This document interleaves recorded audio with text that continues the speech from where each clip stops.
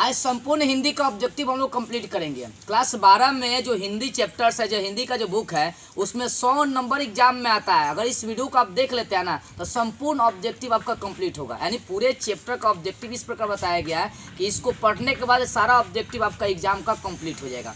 तो चलिए स्क्रीन पर आते हैं और ऑब्जेक्टिव देखते हैं। देखिए हिंदी का जो पहला चैप्टर वो कौन है, बातचीत है। ऑब्जेक्टिव किस टाइप से यहाँ पर आता है, तो पहले की बातचीत के लेखक कौन है, बातचीत के मतलब बातचीत के निबंधकार कौन है। तो बातचीत के जो लेखक है वो कौन है, बालकृष्ण भट्ट है।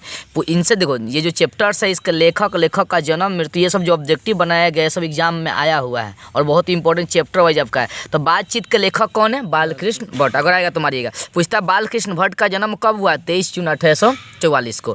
फिर बातचीत क्या है, तो या तो अगर ऑप्शन में निबंध दिया तो निबंध टच करेंगे, या तो ऑप्शन में क्या टच करेंगे, ललित निबंध। दोनों में से कोई एक के साथ देगा। बातचीत जो चैप्टर है ये क्या है, एक या तो निबंध है तो ललित निबंध है। अब पूछता है कि जो बालकृष्ण भट्ट है वो किस युग के कवि है, तो किस युग के कवि है, वो भारतेंदु युग के कवि है। सब पूछागा VVI प्रश्न है।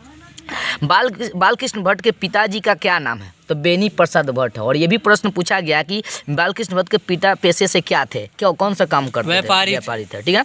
माता इनके यानी बालकृष्ण भट्ट के माता का क्या नाम था, पार्वती देवी। ये सब पूछता है इस टाइप से, याद करिए। देखो एक प्रश्न आया अब कई बार कि हिंदी पर जो आपका हिंदी प्रदीप पत्रिका है इसके लेखक कौन है, तो हिंदी प्रदीप पत्रिका के लेखक कौन है, बालकृष्ण भट्ट है। हिंदी का एडिशन किनको कहते हैं, बालकृष्ण भट्ट को कहते हैं। और भी प्रश्न कई बार आया कि नूतन ब्रह्मचारी, चाहे पद्मावती, चाहे वेनी संहार, चाहे भट्ट निबंधमाला या 100 अजान 1 सुजान, ये सब किताब लिखा हुआ है। सब के लेखक कौन है, बालकृष्ण भट्ट। ठीक है ना। पूछेगा नूतन ब्रह्मचारी के लेखक कौन है, बालकृष्ण। ये सब याद कर लीजिएगा। ठीक है। सबसे इंपॉर्टेंट ये पड़ता है भट्ट निबंधमाला, 100 अजान 1 सुजान, सब के लेखक कौन है, तो बालकृष्ण भट्ट है। और भी प्रश्न इस चैप्टर से संबंधित प्रश्न है कि बोलने से मनुष्य का रूप का साक्षात्कार होता है, ये किनका कथन है, बेन जॉनसन का।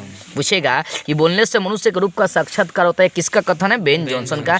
असल बातचीत दो व्यक्तियों के बीच होती है, ये किनका कथन है, एडिसन का है। उसके बाद जो बालकृष्ण भट्ट है ये बालकृष्ण भट्ट का जो मृत्यु है वो कब हुआ, 20 जुलाई 1914। तो ये पूरा चैप्टर पूछेगा बातचीत के लेखक कौन है, बालकृष्ण भट्ट है, उनका जन्म कब हुआ है। ये सब यहाँ से ऑब्जेक्टिव इस प्रकार बनता है।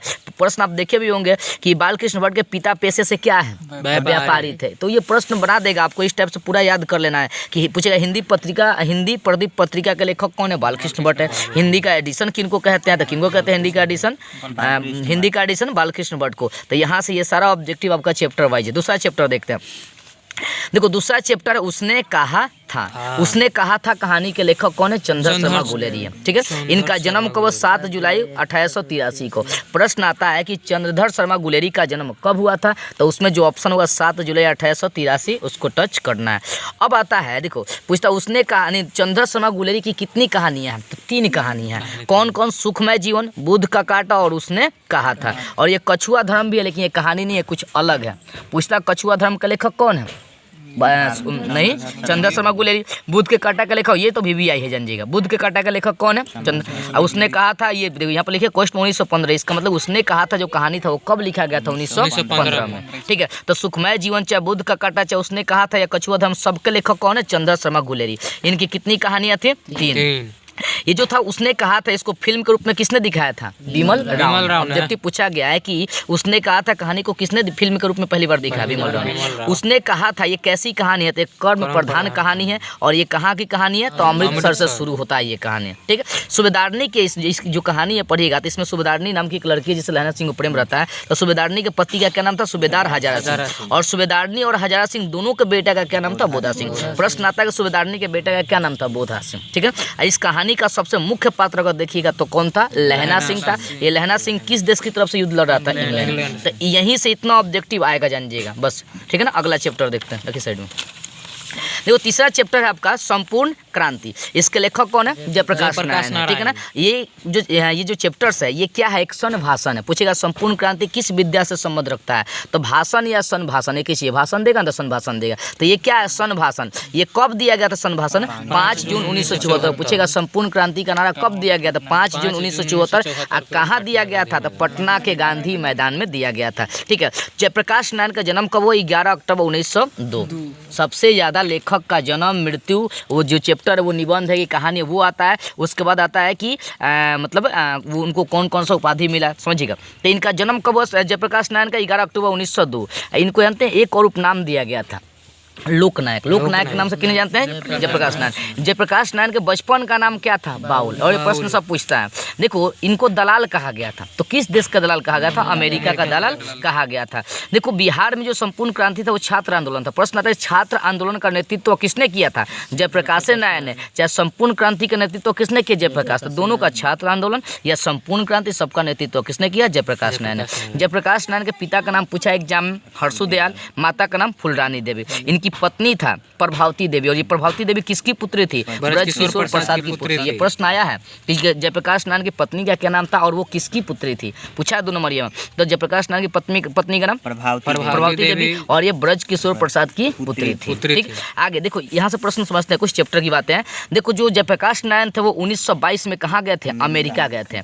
और किनका भाषण सुन के गए थे? स्वामी सत्यदेव का भाषण सुनकर। पूछता है कि जयप्रकाश नारायण किनका भाषण सुनकर अमेरिका चले गए थे? तो किनका भाषण सुने थे? स्वामी सत्यदेव बाबा का भाषण सुने। कब सुने? 1922। या अमेरिका कब गए? 1922 में। ठीक है। एक और प्रश्न पूछा है कि जयप्रकाश नारायण अमेरिका से जब वापस लौटे तो कांग्रेस पार्टी में कब शामिल हुआ? तो कांग्रेस कब ज्वाइन किए थे? 1929 में। तो इतना सही आपको ऑब्जेक्टिव है, बाहर नहीं है। पूछेगा पिता का नाम क्या उनका? हर्षु दयाल। पूछेगा जयप्रकाश नारायण को किस देश का गुलाम दलाल कहा गया था? तो अमेरिका का। इसको याद कर लीजिएगा बस। चौथा चैप्टर देखते हैं, अर्धनारीश्वर। इसका लेखक कौन है? रामधारी सिंह दिनकर। इनका जन्म कब हुआ? 1908 में। इनका जन्म कहाँ हुआ था? सिमरिया के बिहार में। सिमरिया बेगूसराय के बिहार में। इनको जानते हैं, कहा था राष्ट्र कवि। पूछता है किस कवि के नाम के आगे राष्ट्र कवि लगता है? तो कौन सा कवि है? इनके पिता का नाम है रवि सिंह। अब एक प्रश्न देखो, सबसे इंपॉर्टेंट किताब है ये उर्वशी। ये सबसे, इसी पे इनको ज्ञानपीठ पुरस्कार मिला था। उर्वशी, हुंकार, रेणुका, संस्कृति के 4 अध्याय, कुरुक्षेत्र, रसवंती, रसीमरथी, ये सब जो किताब है, इस सब का लेखक कौन है? रामधारी सिंह दिनकर। और ये पूछा गया प्रश्न, रसीमरथी के लेखक कौन है? रामधारी सिंह दिनकर। उर्वशी जो था, उर्वशी पर इनको ज्ञानपीठ पुरस्कार मिला था। और संस्कृति के 4 अध्याय पर साहित्य अकादमी पुरस्कार मिला था। प्रश्न आया है पुरस्कार में, देखो उर्वशी पर कौन सा पुरस्कार मिला? ज्ञानपीठ। और संस्कृति के 4 अध्याय पर साहित्य अकादमी पुरस्कार। तो पूछता है प्रश्न कि रामधारी सिंह दिनकर को किस किताब पर, चाहे किस पुस्तक पर ज्ञानपीठ पुरस्कार मिला? तो उर्वशी पर। और किस पर साहित्य अकादमी पुरस्कार मिला था? किस पर मिला था? संस्कृति के 4 अध्याय। ये सब किनका लिखा हुआ किताब है? यही जो आप अर्धनारीश्वर पढ़ रहे हैं, ये क्या है? एक ललित निबंध है, या केवल निबंध है। इसमें जयप्रकाश नारायण की मृत्यु कब हुआ? 24 अप्रैल 1974 को। ये जानते हैं, ये जो जयप्रकाश नारायण, भले ये रामधारी सिंह दिनकर थे, ये भागलपुर विश्वविद्यालय में उप कुलपति के पद पर विराजमान थे। पूछता है कि रामधारी सिंह दिनकर कौन सा, मतलब कहाँ पर विश्वविद्यालय में उप कुलपति के पद पर वो थे? वहाँ पर। तो कौन सा? भागलपुर विश्वविद्यालय। ये इतना इस चैप्टर से आएगा, इससे ज़्यादा नहीं आएगा। ठीक है, आगे प्रश्न देखते हैं। 5वां चैप्टर देखते हैं। 5वां चैप्टर है आपका, 5वां चैप्टर है आपका रोज। ठीक है ना, देखिए यहाँ पर, देखिए जाए यहाँ पर ना, 5वां चैप्टर है रोज। 5वां चैप्टर है रोज। रोज के लेखक कौन है? रोज क्या है? एक कहानी है, अज्ञेय है। इनका पूरा नाम सच्चिदानंद हीरानंद वत्सयायन अज्ञेय है। ठीक है, शॉर्ट में इनको क्या बोलते हैं? अज्ञेय। इनका रोज जो अज्ञेय जो थे, इनका जन्म 7 मार्च 1911 को हुआ है। ठीक है, इनका कुछ चैप्टर से जो एग्जाम में पूछा गया। पूछता है शेखर एक जीवनी किनकी रचना? अज्ञेय का। नदी के द्वीप किनकी रचना? इन्हीं का। जयदोल किनकी? इन्हीं की रचना। किनका? अज्ञेय की।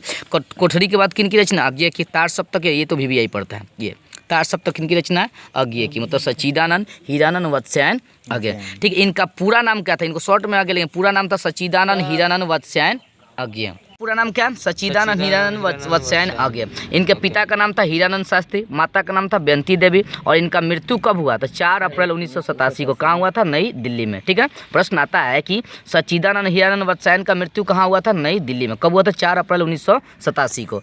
और ये जो चैप्टर देखिएगा, चैप्टर में आपको किस बीमारी के बारे में जानना है? गैंग्रीन। गैंग्रीन क्या है? एक बीमारी है।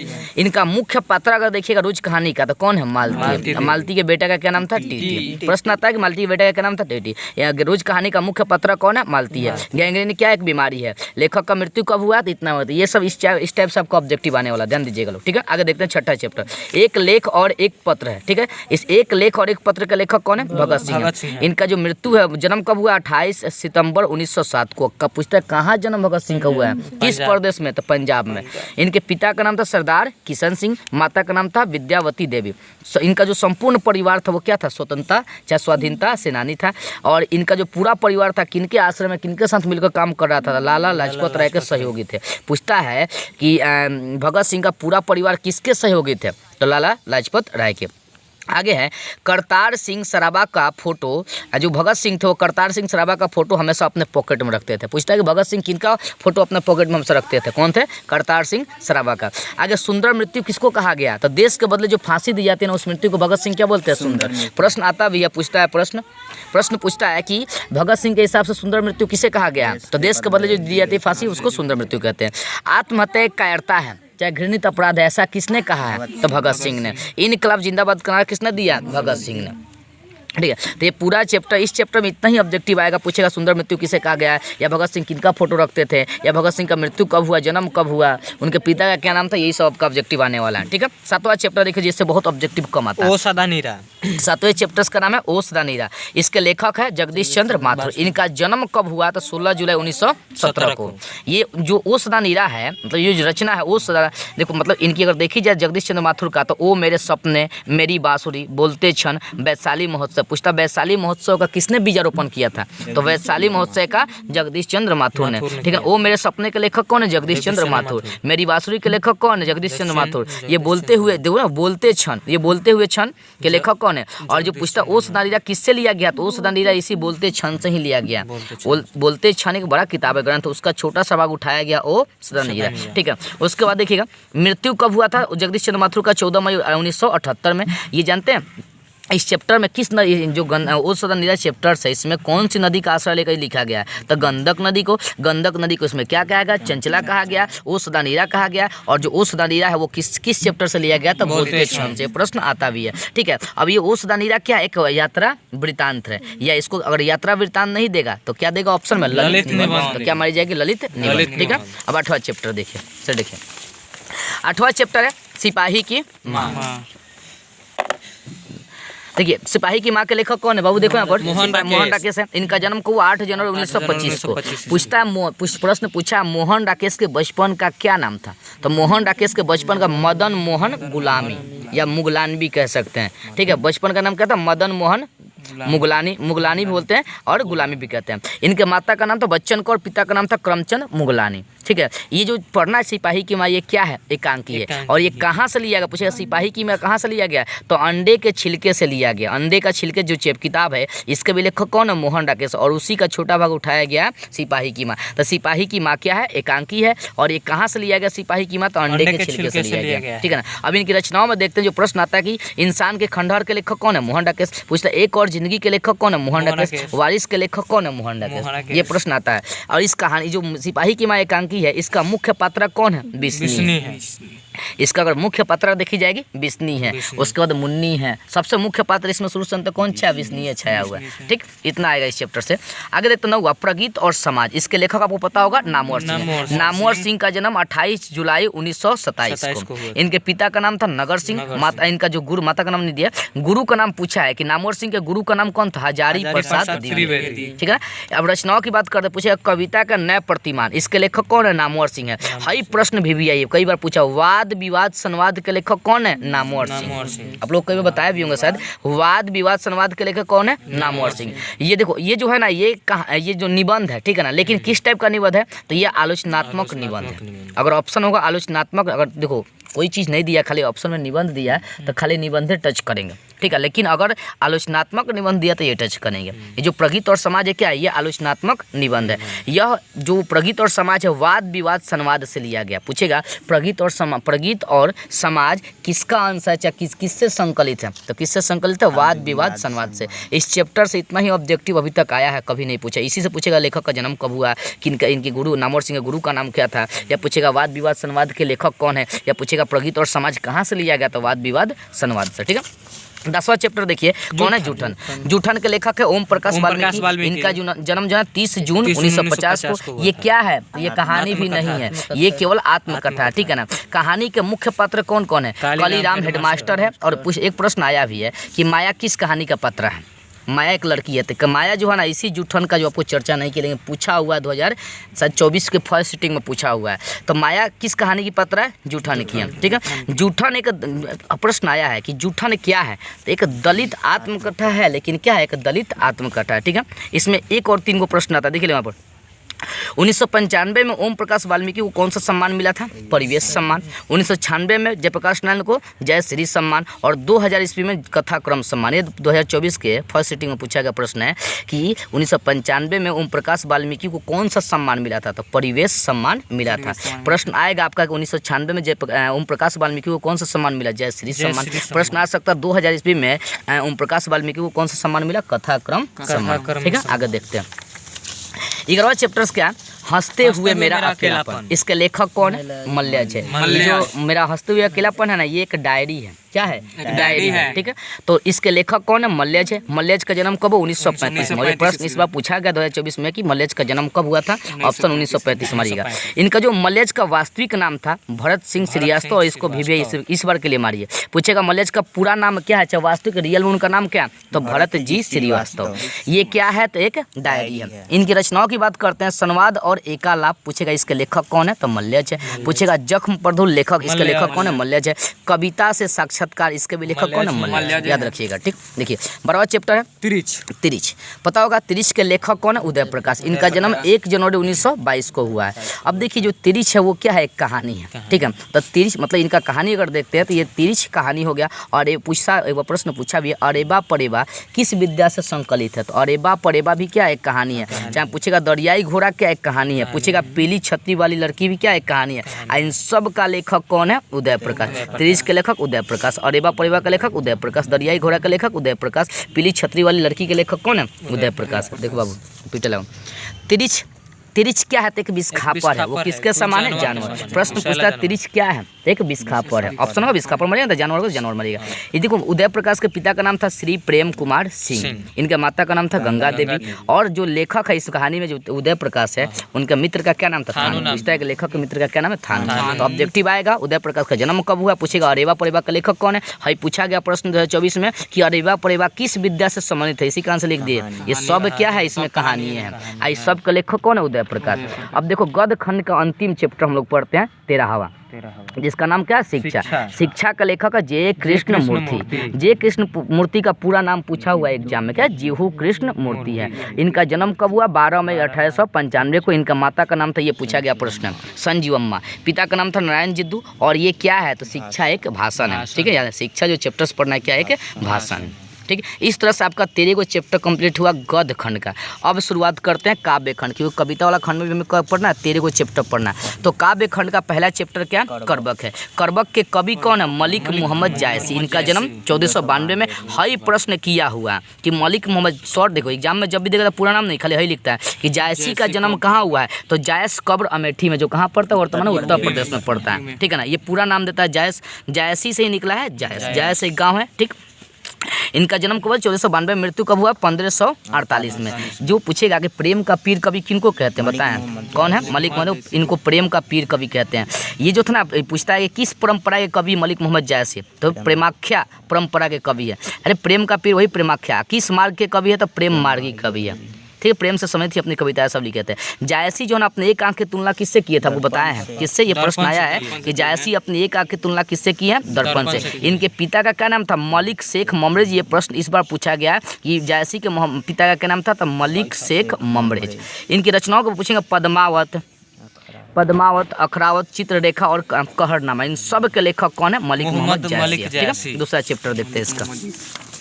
देखिए दूसरा चैप्टर पढ़िएगा काव्य खंड में, तो वो क्या है? सूरदास के पद है, यानी पद पढ़ना लेंगे। किनका पद है? सूरदास का। ये सूरदास के पद में लिखिएगा। सूरदास जो थे ना, इनके पूज्य भगवान कौन थे? कृष्ण। ठीक है, मीरा जो थी ना किनसे प्रेम करती थी? कृष्ण से। अगर सूरदास का जन्म देखी जाए तो 1478 में। इनका ये प्रश्न पूछा गया कि सूरदास का जन्म कहाँ हुआ था? सीही नामक गाँव में हुआ था। कहाँ हुआ था? सीही नामक गाँव में। मृत्यु कब हुआ है? 1583 में। रचनाओं की बात करते हैं तो सारा रचना पूछा गया है कि सूरसागर के लेखक कौन है? सूरा सावली के लेखक कौन है? साहित्य लहरी के लेखक कौन है? राधा रसकेली के लेखक कौन है? तो इन सबका लेखक कौन है? सूरदास। ठीक है, अगर देखी जाए तो इनका सबसे ज़्यादा अभिरुचि सत्संग में था। पूछेगा किस लेखक का अभिरुचि सबसे ज़्यादा सत्संग में था? तो सूरदास। या सूरदास का सबसे ज़्यादा अभिरुचि क्या चीज़ में था? सत्संग में। एक और प्रश्न पूछा था कि सूरदास के गुरु का क्या नाम था? तो वल्लभाचार्य। अब तीसरा चैप्टर पढ़ना तुलसीदास के पद। तुलसीदास का अगर मूल नाम देखी जाए ना तो क्या था बचपन में, या मूल नाम क्या था, राम बोला। तुलसीदास का जन्म 1543 में। इनका स्थायी निवास यानी स्थायी निवास स्थान यानी मतलब जहाँ रह रहे थे वो स्थान कौन सा था, काशी। एक प्रश्न पूछा गया है कि काशी में कितने सालों तक रहकर विद्या अर्जन किए थे, तो कितना, 15 वर्ष तक। इसी का आंसर लिख दिए। इनके माता का नाम पूछा हुआ है हुलसी, पिता का नाम क्या, आत्माराम दुबे, पत्नी का नाम तो भी पूछता है, तुलसीदास की पत्नी का नाम क्या था, रत्नावली। इनके गुरु का नाम क्या था, नरहरि दास। और इनको हिंदी साहित्य का सूर्य पूछेंगे, हिंदी साहित्य का सूर्य कौन थे, तो किनको कहा गया था, तुलसीदास को कहा गया। ठीक, आगे ये पूछेगा मतलब किस वाद के कवि थे, तो ऑप्शन समझेगा समन्वयवाद के कवि थे। ठीक है, ऑप्शन में आपको देगा समन्वयवादी, तो मार दीजिए किस वाद के कवि थे, ये समन्वयवादी के।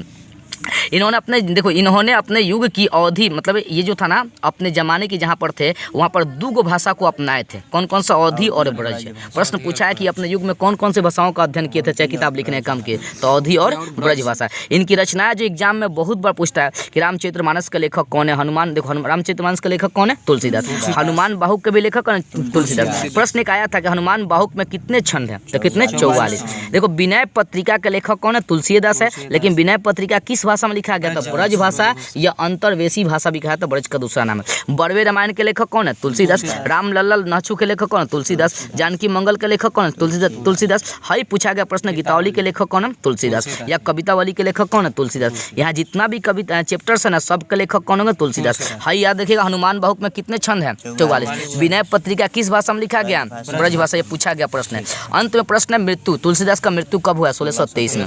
तो इस चैप्टर से यही सब प्रश्न आएगा, हिंदी साहित्य का सूर्य कौन है, तुलसीदास। तुलसीदास के बचपन का या उनका मूल या वास्तविक नाम क्या था, राम बोला था। ये सब प्रश्न आता है। चौथा चैप्टर देखते हैं जिसका नाम है छप्पय। छप्पय मतलब 6 गाया जाने वाला 6 गो पद, छप्पय इसी में छुपा हुआ नाम। छप्पय के लेखक कौन है, नाभादास है। और एक प्रश्न नाभादास बताते हैं किताब नहीं लिखे हैं, कबीरदास का सूरदास का कविता उठा कर लिखे थे, तब अपना एक चैप्टर बनाए थे। तो यहाँ आएगा कि सबके हित की बात करने वाला कवि कौन है, तो कबीरदास जो है ना ये अपने चैप्टर्स में बात करते हैं, इन्हीं का नहीं उठा कर छप्पय बनाया नाभादास। तो पूछेगा सबके हित की बात करने वाला कवि कौन है, तो कबीरदास है। पूछेगा छप्पय यानी नाभादास का जन्म कब हुआ था, 1570 में। कौन सा भारत में हुआ था इनका, दक्षिण भारत में। ठीक, एक और प्रश्न आया था कि नाभादास किस धारा के कवि है, तो वैष्णव दर्शन धारा के कवि है। किस धारा के कवि है वो, वैष्णव दर्शन धारा के कवि है। देखिए इनके गुरु का नाम था अग्रदास, नाभादास के गुरु का नाम अग्रदास। ये प्रश्न कई बार पूछा, आपको बताया भी कि भक्तमाल के लेखक कौन है, नाभादास है। ये अस्तायाम के लेखक कौन है, ये तो नहीं आएगा लेकिन हाई बहुत चांस होता है बनने के। भक्तमाल के लेखक कौन है, नाभादास। देखो छप्पय पूछता है प्रश्न कि गाया जाने वाला 6 पद क्या कहलाता है, तो उसमें मारिएगा छप्पय। छप्पय का अर्थ होता है गाया जाने वाला 6 पद। ठीक है, आगे देखते हैं 5वां चैप्टर। 5वां चैप्टर है काव्य खंड में कवित है। देखो कवित के लेखक है भूषण। ये भूषण जो कवित चैप्टर लिखे हैं किस महान वीर पर कविता लिखे हैं, तो शिवाजी पर बताए थे ना। देखिएगा यहाँ पर कवित का लेखक कौन है, भूषण। भूषण का वास्तविक नाम था घनश्याम। इनका जन्म 1633 में कहाँ हुआ था, टिकवापुर में हुआ था। देखो भूषण को एक उपाधि मिला था, भूषण का नाम था घनश्याम, लेकिन इनको उपाधि क्या मिल गया, भूषण मिल गया। कहाँ का राजा दिए थे, भी प्रश्न पूछा है कि घनश्याम का उपाधि जो भूषण मिला था कौन दिए थे, तो चित्रकूट के सोलंकी का राजा थे जिनका नाम था रुद्र। ये रुद्र जो था ना, इनको क्या किया, भूषण को उपाधि दिया। एक और प्रश्न आया कि भूषण किस काल के कवि हैं, तो रीति काल के। और एक बात और यहाँ पर है कि भूषण के जो भाई थे मतलब भाई के रूप में, तो मतलब जो भूषण थे वो अपने भाई मानते थे, चिंताराम को, त्रिपाठी को, मतीराम भूषण, ये तीनों को अपना भाई समझ। 2 आदमी हैं, चिंताराम त्रिपाठी और मतीराम त्रिपाठी। अब ये क्यों लिखा हूँ अंदर से, क्योंकि एग्जाम में पूछा गया है ये। ठीक है, 2022 या 23 में पूछा हुआ प्रश्न है कि भूषण अपना भाई समान किनको मानते थे, तो वो थे 2 व्यक्ति को, चिंताराम त्रिपाठी और मनीराम भूषण। ठीक है, अब ये जो कवित चैप्टर है ये शिवाजी पर लिखी गई कविता है। पूछेगा कवित किस महान इंसान के वीर गाथा पर लिखा गया, तो कौन सा महान इंसान, शिवाजी पर। अब रचनाओं की बात करते हैं। शिवराज भूषण के लेखक कौन है, भूषण जी ही है। एक प्रश्न आया था कि शिवराज भूषण में कितने अलंकारों का प्रयोग हुआ, 105। छत्रसाल दशक के लेखक कौन है, देखिए यहाँ पर छत्रसाल दशक के लेखक कौन है, तो ये भूषण ही है। इसमें पूछता है कि छत्रसाल दशक में कितने छंद का प्रयोग किया, 10। ये पूछा गया प्रश्न है। एक और है शिवा बावनी। शिवा बावनी के लेखक कौन है, भूषण। ये भी प्रश्न आया था कि शिवा बावनी में कितने मुक्तक का प्रयोग होता है, तो 52। तो भाई प्रश्न इंपॉर्टेंट है, इसी का आंसर हम लिखे हैं तो नहीं लिखते हैं। पूछा शिवराज भूषण में कितना अलंकार प्रयोग किया, 105। छत्रसाल दशक में कितना छंद, 10। शिवा बावनी में कितने मुक्तक, 52 मुक्तक है। ये सब पूछा गया प्रश्न है, याद रखिएगा। ठीक है, आगे चल 6ठा चैप्टर तुमुल कोलाहल कलह में। इसके लेखक कौन है, जयशंकर जयशंकर प्रसाद है। अगर इनका जन्म देखिएगा तो 1889 में हुआ है। कहाँ हुआ है इनका जन्म? वाराणसी में। इनकी मृत्यु की बात करते हैं 1939 में। इनका जो ज्येष्ठ भ्राता था, क्योंकि हम पिता का माता का नाम लिख रहे हैं, यहाँ ज्येष्ठ भ्राता इसलिए है ना क्योंकि ये पूछा गया प्रश्न है कि इनके ज्येष्ठ भ्राता जयप्रकाश नारायण के बड़े भाई का क्या नाम था? शंभू रतन। इनके बड़े भाई का क्या नाम था? शंभू रतन। पिता का नाम था देवी प्रसाद साहू। पूछता किस वाद के कवि थे ये? जयप्रकाश नारायण तो छायावाद के कवि थे। इनकी रचनाओं की बात करते हैं तो कमायनी के लेखक कौन है? जयशंकर प्रसाद। बता दें कमायनी जो है ना किससे लिया गया? तुमुल कोलाहल कलह से लिया गया। अरे तुमुल कोलाहल कलह कहाँ से लिया गया? तो कमायनी से, उसका एक सॉन्ग है। पूछता एक प्रश्न पूछा है कमायनी क्या है? तो एक महाकाव्य। पूछेगा तितली, कंकाल या आकाशदीप या इंद्रजाल, इन सब के लेखक कौन है? जयप्रकाश नारायण ही है। पूछा था प्रश्न तितली क्या है? तो एक उपन्यास है। सब चारों क्या उपन्यास है। खाली जो ये कमायनी है यही एक क्या है? महाकाव्य है। इन सब चैप्टर्स के लेखक कौन है? जयशंकर प्रसाद। है जो तुमुल कोलाहल कलह में ये कहाँ से लिया गया? कमायनी से। पूछा गया प्रश्न ये 7वां चैप्टर देखिए जो आज पढ़े थे आप लोग। पुत्र वियोग। पुत्र वियोग के कवित्री कौन है? यहाँ कवित्री लिखना गलती से लिखा है कवित्री। पुत्र वियोग के कवित्री कौन है? सुभद्रा कुमारी चौहान है। इनका जन्म हुआ 16 अगस्त 1904 को। कहाँ हुआ था? निहालपुर में। इनके पिता का नाम पूछा, पिता का नाम नहीं पूछा, पति का नाम पूछा हुआ था। इनके पिता का नाम ठाकुर रामनाथ सिंह। इनका विवाह कब हुआ? सुभद्रा कुमारी चौहान का विवाह हुआ था 1919 में। 15 साल की उम्र में विवाह हुआ था। किससे हुआ था? ठाकुर लक्ष्मण सिंह। ये पूछा गया प्रश्न शायद 2024 में कि सुभद्रा कुमारी चौहान के पति का क्या नाम था? क्या था? ठाकुर लक्ष्मण सिंह। ये जो कविता है ना ये पुत्र वियोग जानते हैं मुकुल से लिया गया है। मुकुल यानी सुभद्रा कुमारी चौहान का एक प्रसिद्ध ग्रंथ है किताब मुकुल, उससे लिया गया। पूछा पुत्र वियोग कहाँ से संकलित है? तो किससे संकलित है? मुकुल से। ठीक है, रचनाओं की बात करते हैं। मुकुल, बिखरे मोती, चाहे सभा के खेल, इन तीनों के लेखक कौन है? सुभद्रा कुमारी चौहान है। पूछेंगे पुत्र वियोग कहाँ से लिया गया? तो क्या मारिएगा? मुकुल से। ठीक है, देखो मुकुल पर इनको जानते हैं सेकरिया पुरस्कार मिला। पूछा सुभद्रा कुमारी चौहान को किस पुस्तक पर सेकरिया पुरस्कार मिला है? तो कौन सा पुस्तक पर? मुकुल पर। ये पुत्र वियोग कहाँ से लिया गया? मुकुल से। 8वां चैप्टर है, देखते हैं। 8वां चैप्टर है उषा। उषा का लेखक कवि कौन है? शमशेर बहादुर सिंह। इनका जन्म 1911 में हुआ था। पूछा था जन्म कहाँ हुआ? देहरादून में।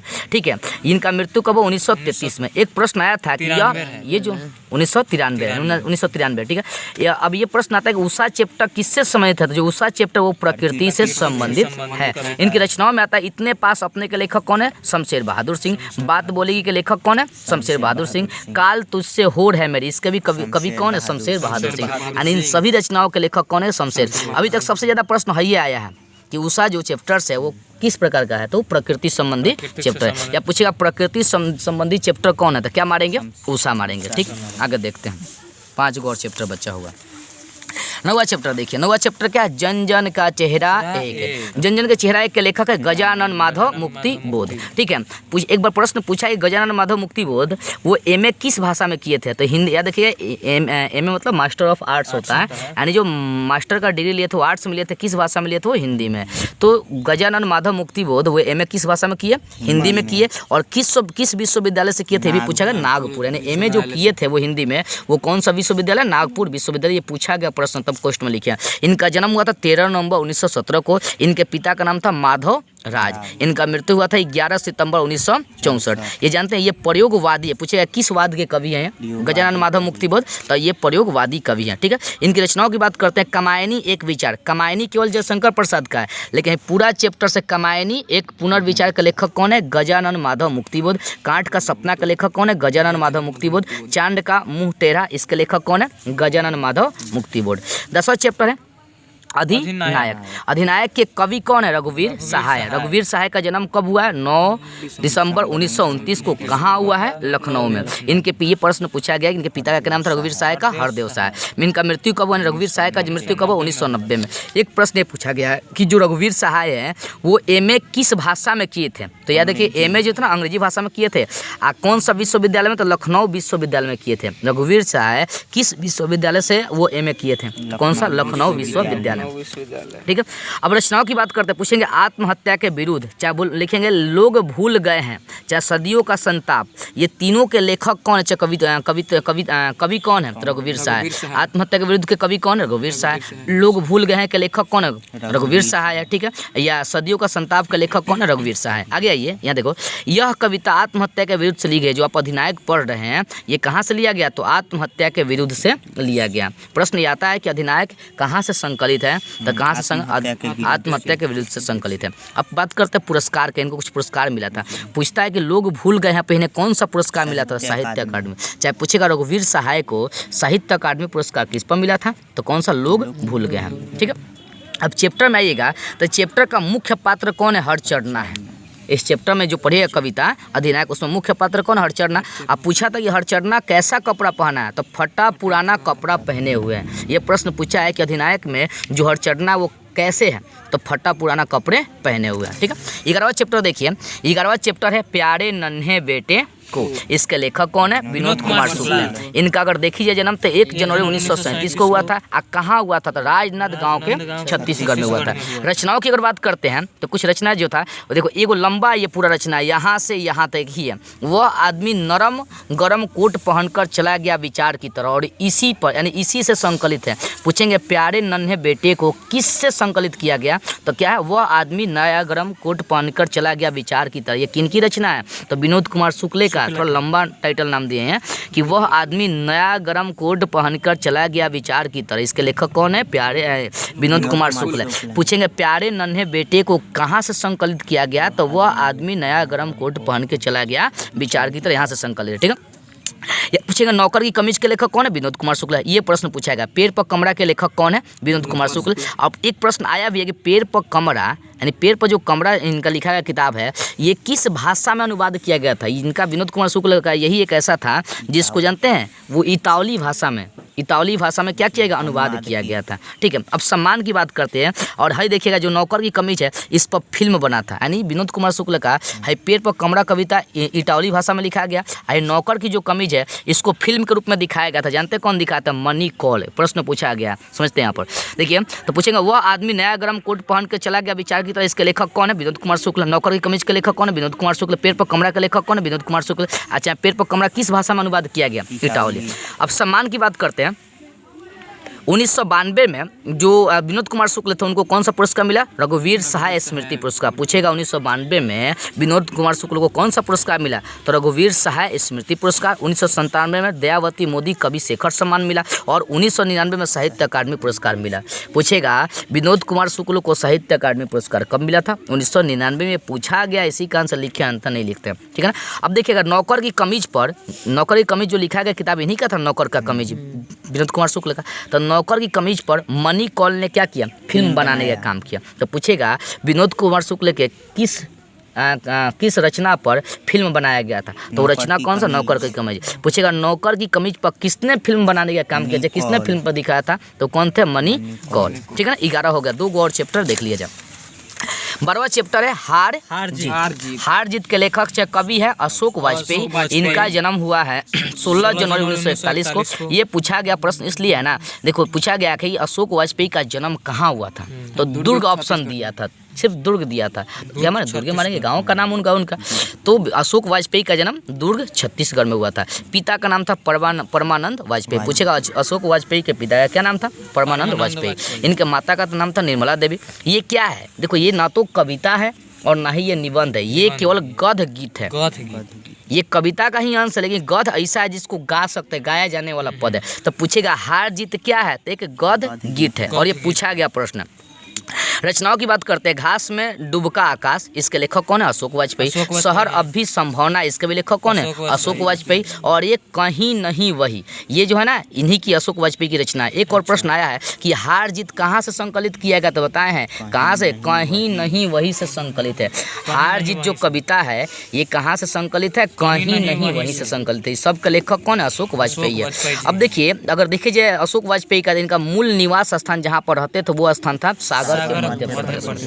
पूछता है कि अशोक वाजपेयी एमए किस भाषा में किए थे, अशोक एमए में मतलब अंग्रेजी में किए थे एमए वो, ठीक है। अंतिम चैप्टर देखते हैं 13वां। इसके लिए गांव का घर, इसके लिए कवि कौन है, ज्ञानेंद्र पति है। इनका जन्म 1 जनवरी 1950 को। कहाँ हुआ था तो पत्थरगामा गोड्डा के झारखंड में हुआ था। यही ऑप्शन खाली गाँव का नाम देता, राज्य का नहीं था। पत्थरगामा गोड्डा के झारखंड में। इनके माता का नाम था सरला देवी, पिताजी का नाम था श्री देवेंद्र प्रसाद। अब देखिए एक प्रश्न पूछा है ज्ञानेंद्र पति कौन सा पद पर रह चुके हैं तो कारा अधीक्षक के पद पर रह चुके हैं, ठीक है ना। इनकी रचनाओं की अगर बात करते हैं तो आँख हाथ बनते हुए, आँख हाथ बनते हुए इसके लेखक कौन है? ज्ञानेंद्रपति। गंगावत के लेखक कौन है? ज्ञानेंद्रपति। भिनसार के लेखक कौन है? ज्ञानेंद्रपति। और संस्यात्मा के लेखक कौन है? ज्ञानेंद्रपति। अब पूछेगा गाँव के घर कहाँ से संकलित किया गया, तो संस्यात्मा से। बीबिया ये सब प्रश्न है, एरो लगा दिए सब, ठीक है ना। गाँव के घर कहाँ से संकलित किया गया था? संस्यात्मा से, ठीक है। संस्यात्मा पर ही ज्ञानेंद्रपति को साहित्य अकादमी पुरस्कार मिला था। देखिए संस्यात्मा पर कौन सा पुरस्कार? साहित्य अकादमी पुरस्कार। उसके बाद अगर देखी जाए तो इनको एक पहला सम्मान नहीं, पहल सम्मान मिला था कब? 2006 में। तो पूछेगा ज्ञानेंद्रपति को पहल सम्मान कब मिला था? 2006 में। या पूछेगा ज्ञानेंद्रपति को 2006 में कौन सा सम्मान मिला? तो वो था पहल सम्मान। तो ये हो गया 13 गो काव्य खंड का ये चैप्टर कंप्लीट हुआ। नीचे जैसा 3 गो और चैप्टर आपको प्रतिमूर्ति में पढ़ना था, जिसमें उसमें पहला चैप्टर रस्सी का टुकड़ा, इसमें लेखक का ही नाम आता, ज़्यादा कुछ नहीं आता। रस्सी का टुकड़ा का लेखक कौन है? गाइडी मोसापा। क्लर्क की मौत के लेखक कौन है? Anton Chekhov. और पेस्की के लेखक कौन है? हेनरी लोकी। इस तरह से आपका क्या होगा? संपूर्ण ऑब्जेक्टिव, अगर ये पूरा चैप्टर जो बताया ना 13 13 26 और 3 गो 29 गो, अगर 29 को याद कर लेते जितना बताया गया उसमें 50 ऑब्जेक्टिव आपको 100% लड़ेगा, इसका गारंटी हम लेंगे।